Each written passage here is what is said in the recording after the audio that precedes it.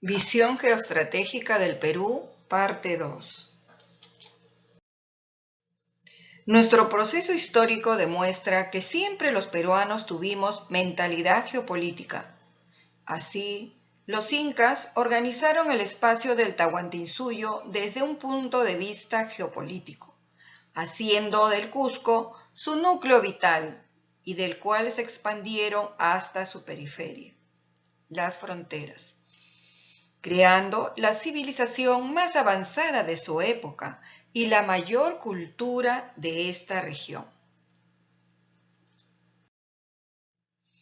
Esta serie de concepciones geopolíticas se manifestaron a través de acciones que organizaron un poderoso imperio, que comprendía el territorio ubicado en la parte occidental de América del Sur, a lo largo de la cordillera de los Andes.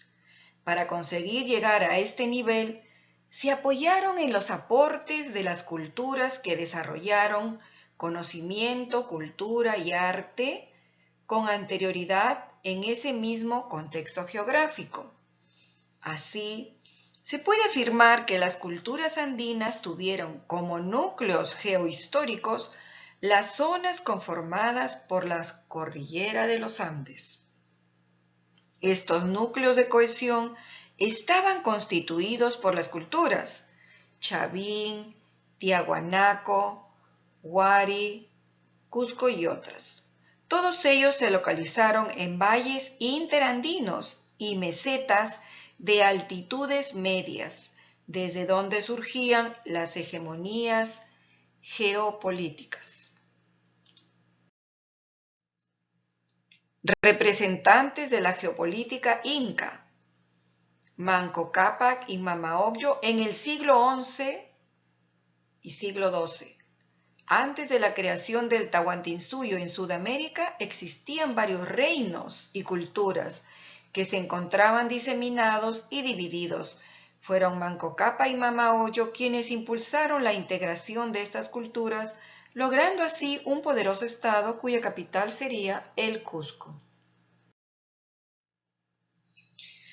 El Inca Pachacútec en el siglo XV. Anteriormente a Pachacútec existía también una especie de confederación entre tribus colindantes al Cusco. Fue Pachacútec, Inca y Yupanqui quien fusiona estas tribus en la federación de 4 suyos y empieza su gran expansión territorial. Tupac Inca Yupanqui continúa con la expansión del Tahuantinsuyo heredado por su padre en el siglo XV, con una dirección al norte hasta Loja y al sur hasta el río Maule. La expansión de este inca no solo se da en la parte continental, sino también en el mar, pues según algunos historiadores llegó hasta las Islas Galápagos y para otros a la Polinesia. Así tenemos este territorio inca, que se denominó Tahuantinsuyo. Se localizó en la parte central y occidental de América del Sur. Formó parte de los actuales territorios de Colombia, Ecuador, Perú, Bolivia, Argentina y Chile y durante su mayor esplendor ocupó un área de aproximadamente 1.700.000 kilómetros cuadrados.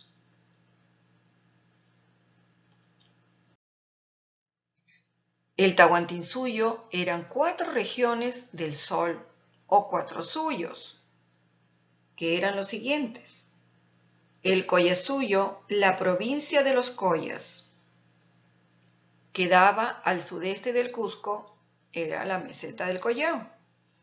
El Chinchaysuyo, región de los Chinchas, al noreste del Cusco, costa norte y sierra central.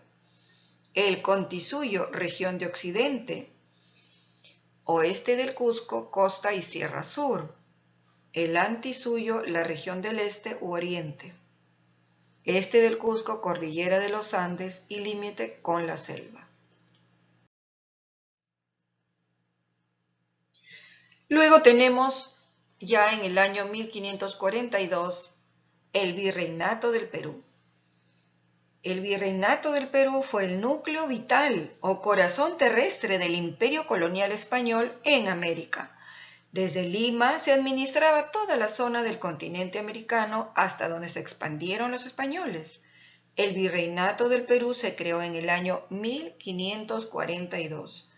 Comprendía los territorios de las actuales repúblicas de Perú, Bolivia, Chile, Argentina, Paraguay, Uruguay, Colombia, Ecuador y Panamá. Además, regiones del oeste y sur del Brasil y el sur de Venezuela. La capital del virreinato era la ciudad de Lima. También habían audiencias. La Real Audiencia de Panamá, de Lima, de San José de Bogotá, de La Plata de los Charcas, de Quito, Audiencia de Chile, de Buenos Aires, Audiencia de Cusco. Estas audiencias significaban que el máximo tribunal de justicia del virreinato era llamada la Real Audiencia. Tenía que resolver asuntos gubernamentales. Estaba presidida por el virrey y también estaba constituida por los oidores, que eran doctores en leyes. Después del virrey, las audiencias eran los organismos superiores de la administración que cumplían funciones específicas de justicia y también ejercían responsabilidades políticas, asesorando al virrey o sustituyéndolo en causa de ausencia o vacancia. Asimismo, tenían funciones legislativas y emitían ordenanzas en el Real Acuerdo. Los fallos y sentencias de la Real Audiencia podían ser apelados ante el Consejo de Indias. Causas de la división del Virreinato del Perú. La gran extensión territorial se puede apreciar en la diapositiva el tamaño de la colonia española en América, así como de las otras colonias de otros países. Entonces era una gran extensión de este territorio. Así, la necesidad de una autoridad fuerte que pudiese terminar con la amenaza portuguesa y los peligros de que expediciones inglesas y francesas ocupasen el territorio. Asimismo, había que disminuir, ¿no?, las distancias que dificultaban y demoraban los trámites. Asimismo, mejorar la administración, debido al aumento de población que se dedicaba a la agricultura y a la ganadería, a la industria. Y había que ver también la problemática del contrabando. Entonces se dividía al Perú ya, el virreinato fue dividido en Virreinato del Perú, de Nueva Granada, de Río de la Plata.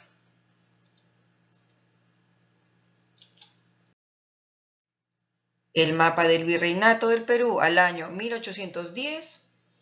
Ahí podemos apreciar la Comandancia General de Maynas, misiones de jesuitas en el Perú, desde 1568, también en el Cercado de Lima, en Juli, Pomata, en Puno.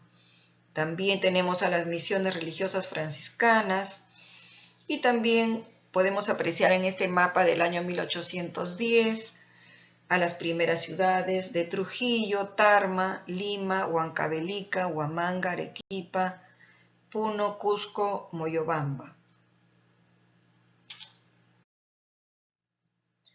En la emancipación, la revolución de Túpac Amaru II constituyó el primer pronunciamiento anticolonialista de reivindicación social e independencia, tanto espiritual, política y económica.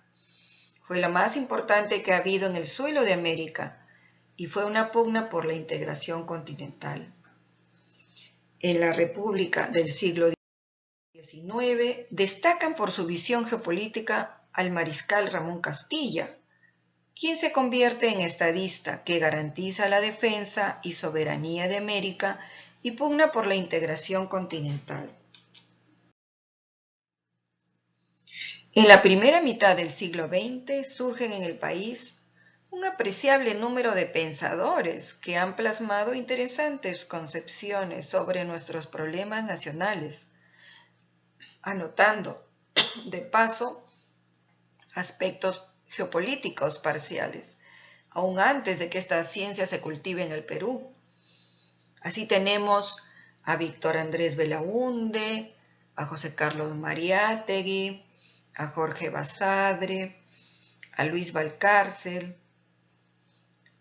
Asimismo, aparecieron el Instituto Peruano de Estudios Geopolíticos y Estratégicos, bajo la dirección del general Edgardo Mercado Jarrín.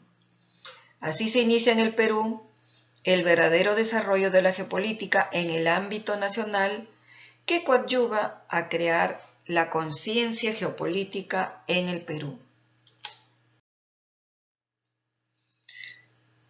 Estos conceptos básicos de geopolítica en el Perú viene considerando la geopolítica como una disciplina científica en su proceso evolutivo. Ha sido conceptualizado de muy diversas formas. Algunas definiciones de geopolítica que han ensayado distinguidos profesionales peruanos desde el punto de vista del Perú.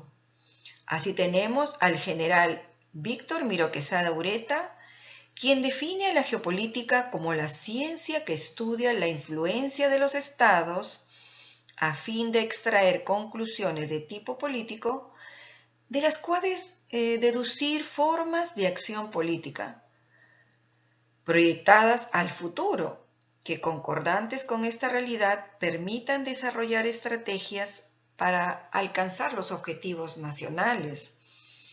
También el general Edgardo Mercado Jarrín conceptualiza la geopolítica como una ciencia que, apoyada en hechos históricos, geográficos, sociológicos, estratégicos, económicos y políticos del pasado, del presente, estudia en conjunto la vida y el desarrollo de un grupo humano organizado en un espacio terrestre, analizando sus múltiples y recíprocas influencias para reducir sus objetivos y estudiar sus proyecciones, con el fin de lograr un mayor bienestar y seguridad para la nación.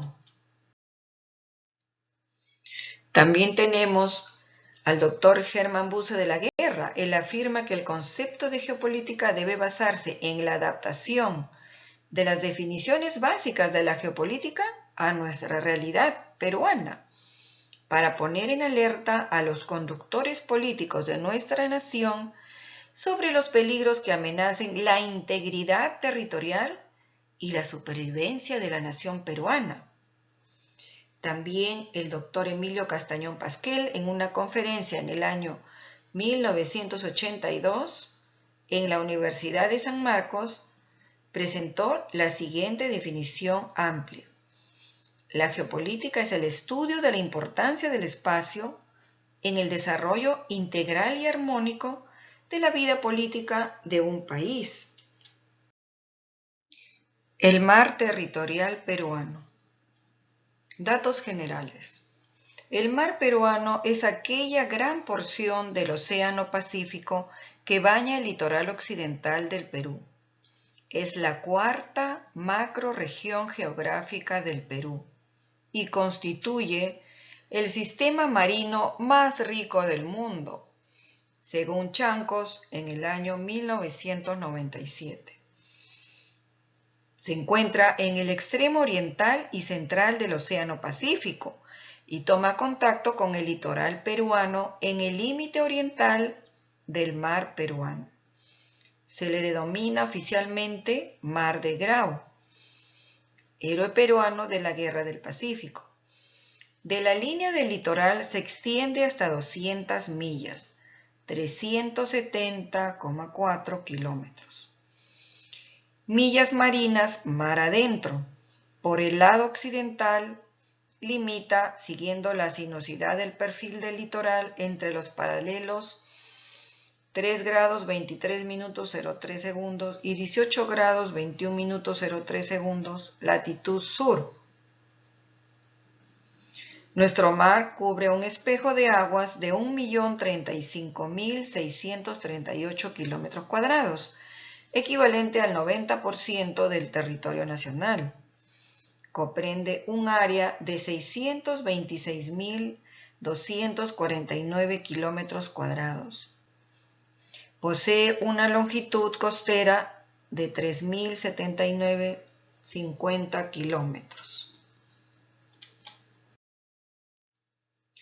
Origen de su nombre. La incorporación del Perú al movimiento mundial de la civilización occidental empezó por el descubrimiento del Mar del Sur, por Vasco Núñez de Balboa, en el año 1513, con un grupo de españoles entre los que estaba en un lugar expectante Francisco Pizarro, frente a 1.000 indios ismeños de Panamá. Núñez de Balboa fue más adelante nombrado primer adelantado del Mar del Sur y gobernador de Panamá.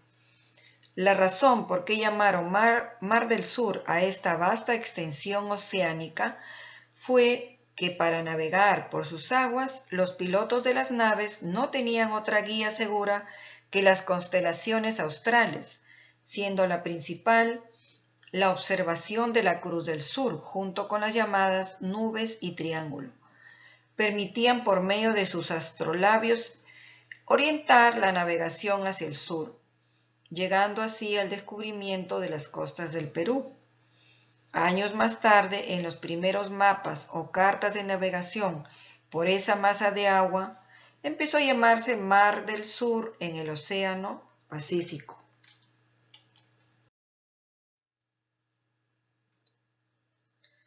Atributos físicos y químicos. Temperatura. El mar peruano, por su ubicación latitudinal en la zona tórrida, debería corresponderle una temperatura moderada a cálida. Sin embargo, debido al afloramiento de la corriente peruana de Humboldt, se caracteriza por tener un mar frío.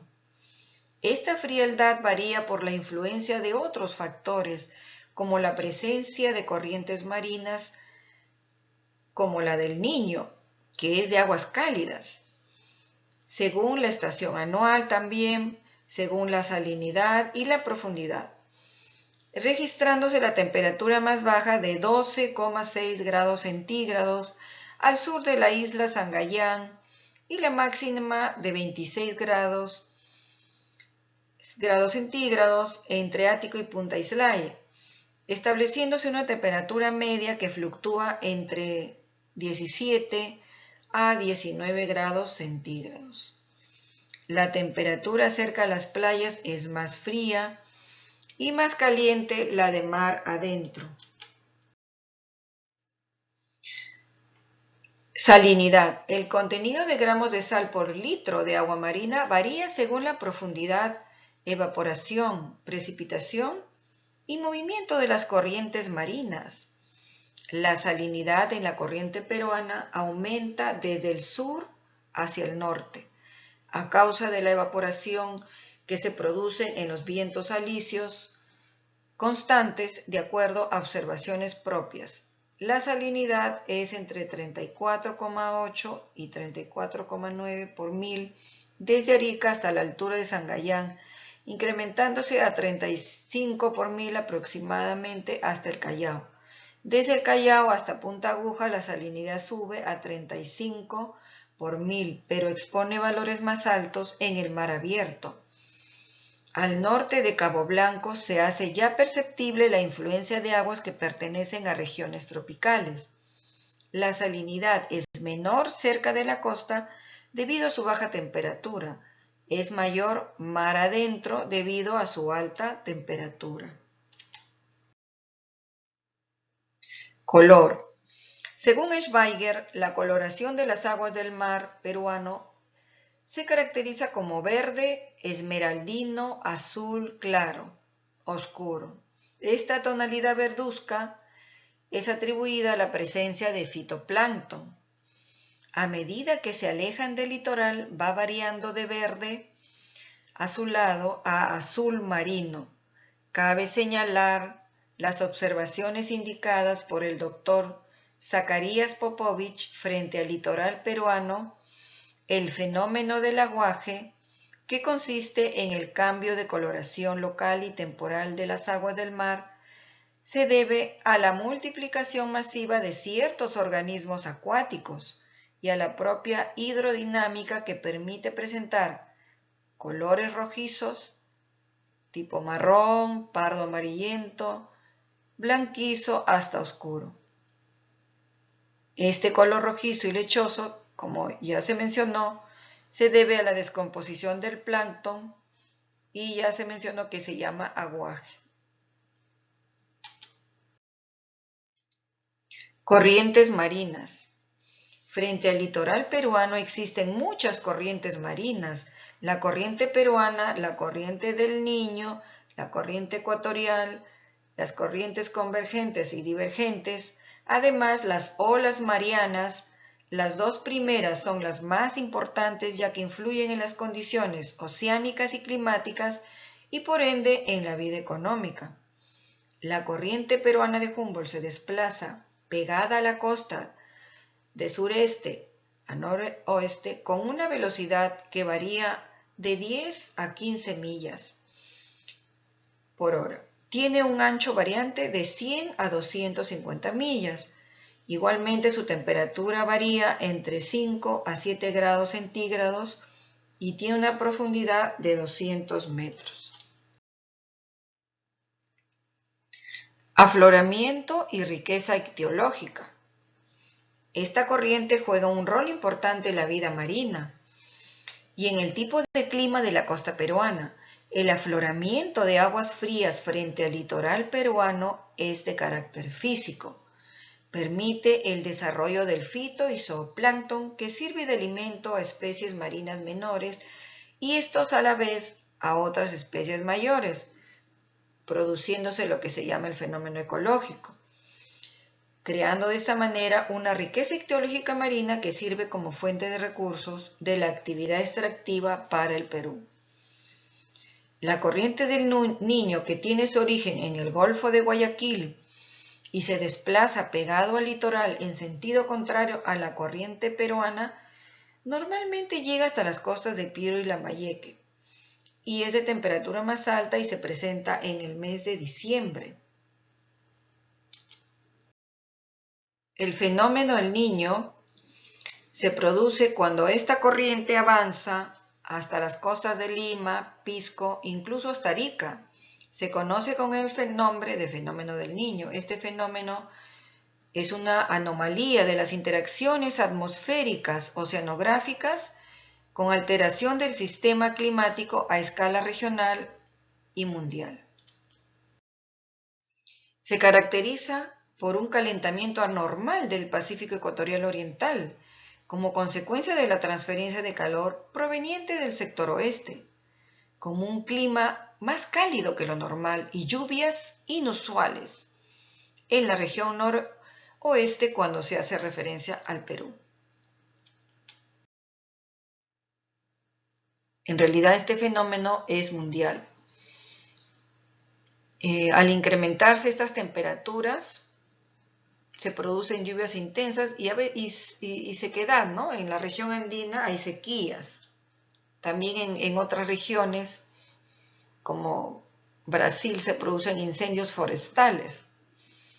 Y en Argentina, lluvias abundantes en primavera y en verano.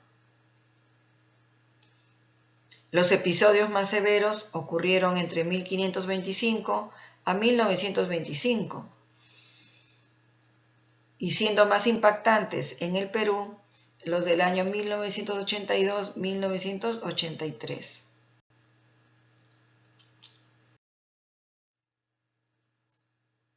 Factores que determinan la riqueza del mar peruano. Siempre hemos oído y leído de alguien decir que nuestro mar es el más rico del mundo, en especies marinas, envidia de países costeros y mira de países industrializados para la explotación de nuestras riquezas ictiológicas. Siempre hemos escuchado que vienen barcos de otros países a pescar a nuestro país. Como dice Porras Barrenechea, el mar peruano es extraordinariamente rico. La corriente de Humboldt que baña nuestras costas lo convierte en una abundancia de vida, ¿no? Una complejidad y vida en todas sus formas. Una concatenación biológica de peces, mamíferos, aves, plancton, algas, multitud de otros seres, y esto crea una unidad de gran valor para nuestra patria. Este ambiente ecológico contiguo a nuestras costas nos provee de pesca para la alimentación y diversas industrias, asimismo del guano, de cetáceos, cuya caza pelágica es codiciada.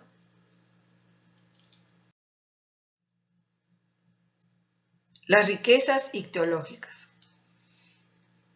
Todo lo dicho es verdad. El mar peruano posee atributos que le permiten poseer la mayor cantidad de riquezas ictiológicas del planeta. ¿Por qué nuestro mar posee esta riqueza ictiológica? ¿Qué lo hace poseedor de más de 1000 especies marinas? Esto se debe a la existencia de varios factores que, interrelacionados unos con otros, dan como producto la realidad presentada en nuestras 200 millas. Estos factores son la amplitud de la plataforma continental, el fenómeno de afloramiento, la composición de las aguas del mar y la presencia cuantiosa del pez. La amplitud de la plataforma continental. La amplitud de la plataforma continental, extensión del territorio que va desde el 0 hasta las 200 millas mar adentro, es un factor importante en el desarrollo de la riqueza ictiológica, debido a que, por presentar una gran extensión, funciona como área de deposición de sedimentos orgánicos e inorgánicos, minerales, que los 53 ríos de la cuenca del Pacífico arrastran y desembocan en el litoral, convirtiéndola en un gran banco almacenador de nutrientes que atrae a su vez a una infinidad de especies ictiológicas. La plataforma continental que bordea el Perú varía en relación estrecha con las zonas de la costa. En la zona norte es relativamente angosta y su borde exterior va paralelo a la línea de costa a una distancia de 3 a 6 millas. En la zona central la anchura aumenta, frente a Pimentel es de 55 millas y en Chimbote casi alcanza las 70 millas. Hacia el sur disminuye teniendo en la latitud del Callao unas 45 millas y solo 5 millas en la península de Paracas. En la zona sur el promedio de la plataforma continental es de 5 millas y un máximo de 13 millas cuando se ensancha en la desembocadura de los ríos Majes y Tambo debido a su acarreo de sedimentos, según Tevez y Evangelista en el año 1980. A razón de estas características, las zonas de donde la plataforma continental es muy amplia, es decir, en las zonas norte y centro, es aquella que posee la más abundante presencia de especies ictiológicas, y por esta razón se presentan en estas zonas los importantes puertos pesqueros del país. El fenómeno del afloramiento y la composición de las aguas. Chancos, 1995. Él nos dice que el mar peruano, por su ubicación latitudinal en la zona tórrida, debería poseer una temperatura moderada a cálida. Sin embargo, debido al afloramiento causado por la corriente peruana de Humboldt, se caracteriza por tener aguas frías. El fenómeno de afloramiento consiste en el ascenso de aguas frías hasta la superficie, enfriando de esta forma las aguas superficiales. Esto se produce en una extensión de 1500 kilómetros de largo por 60 kilómetros de ancho. Este ascenso trae consigo nutrientes minerales como el nitrato, fosfato, silicato y otros que son aprovechados por el fitoplancton, que se encuentra presente en las capas superficiales, para la producción de su alimento.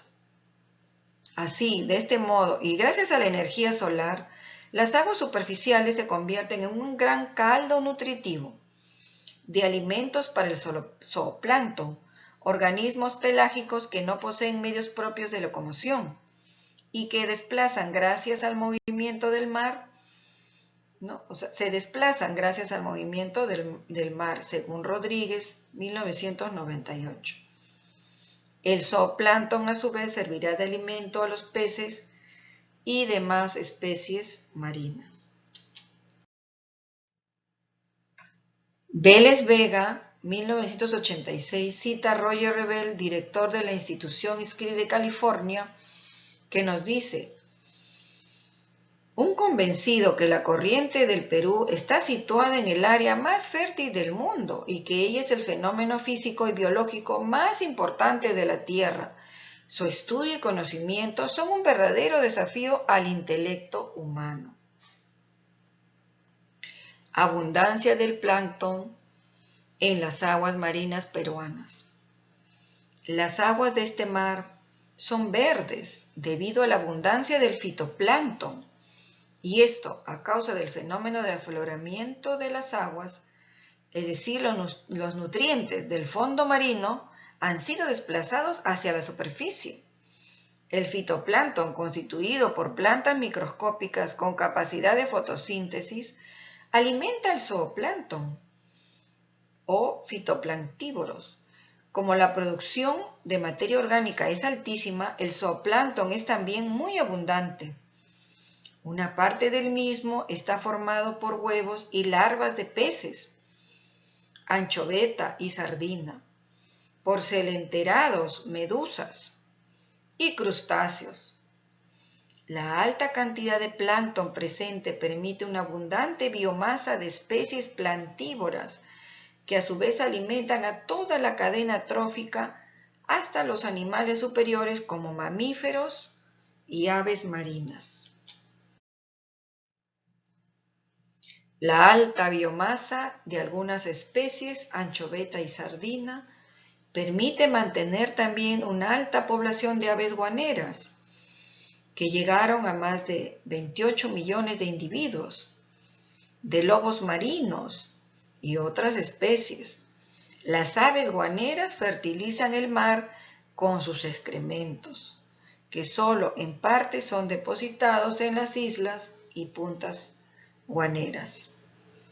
Y por último, la convergencia de corrientes marina es un factor fundamental para la diversificación de la fauna marina, ya que por esta razón en el mar peruano podemos encontrar peces de aguas tropicales, peces de aguas templadas y peces de aguas frías.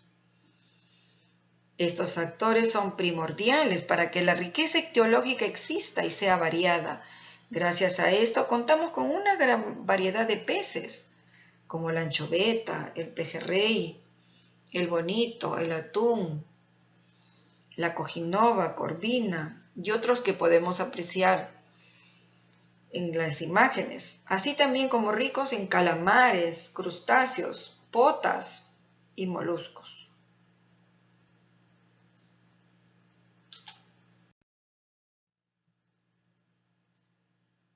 Además de los recursos biológicos, tenemos en la plataforma continental sedimentos y rocas, y recipientes de petróleo y depósitos minerales. Es así que la mayoría de los elementos químicos que han sido detectados en el agua de mar, como también tenemos no solo la sal común, también tenemos el magnesio y el bromo, y se han extraído en cantidades significantes. Los depósitos de sal común más importantes en el Perú se encuentran en los departamentos de Lima, Salinas de Huacho, en Ica y Lambayeque, según Tevez y Evangelista en el año 1980. Asimismo podemos apreciar algas, ¿no? Algas en nuestro mar.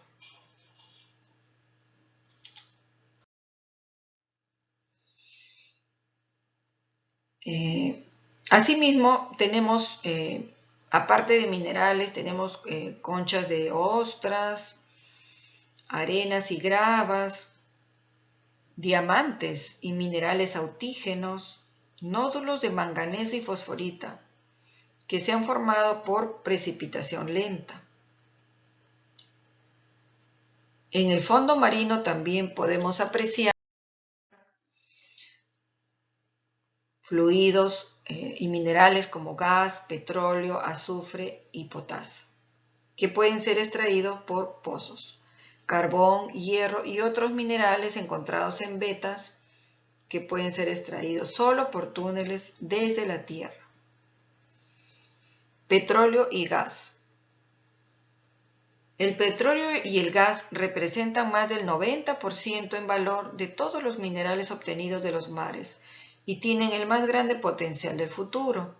Los reservorios submarinos producen el 17% de petróleo del mundo.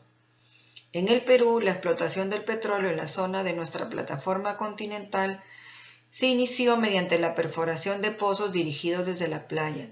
Este método tiene un alcance de más de 1 kilómetro solamente, y estos reservorios son de poca profundidad.